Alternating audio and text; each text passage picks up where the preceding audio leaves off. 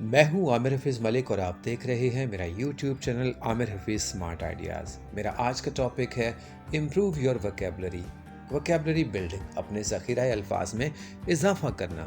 हम सब जानते हैं कि इंग्लिश बोलचाल में महारत आज की ज़रूरत बन चुकी है। लिहाजा जब हम कलाम करते हैं, जब हम गुफ्तगू करते हैं, अल्फाज इस्तेमाल करते हैं, तो हमें बखूबी इस बात का अंदाज़ा होना चाहिए कि हम फॉर्मल यानी रस्मी अल्फाज इस्तेमाल कर रहे हैं या गैर रस्मी अल्फाज। आज की इस वीडियो को आखिर तक देखिएगा क्योंकि इनमें आपको वो अल्फाज बताऊंगा जो कि इनफॉर्मल यानी गैर रस्मी और फॉर्मल रस्मी अंदाज में किस तरह मुख्तलिफ हो सकते हैं। आइए चलते हैं आज की वीडियो की तरफ। इनफॉर्मल में सॉरी कहेंगे, लेकिन फॉर्मल में अपोलोजाइज कहेंगे। इनफॉर्मल में गेट कहेंगे, लेकिन फॉर्मल में रिसीव कहेंगे। इनफॉर्मल में स्टार्ट कहेंगे, लेकिन फॉर्मल में कमेंस कहेंगे। इनफॉर्मल में टेल कहेंगे, लेकिन फॉर्मल में इन्फॉर्म कहेंगे। इनफॉर्मल में हेल्प कहेंगे, लेकिन फॉर्मल में असिस्ट कहेंगे।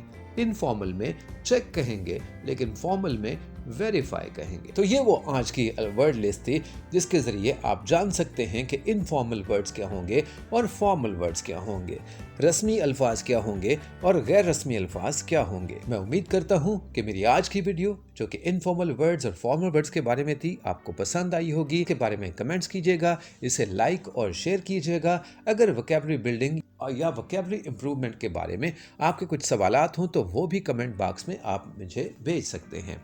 मेरे channel Aamir Hafeez smart ideas को देखने का, पसंद करने का, लाइक शेयर और कमेंट्स करने का बहुत बहुत शुक्रिया।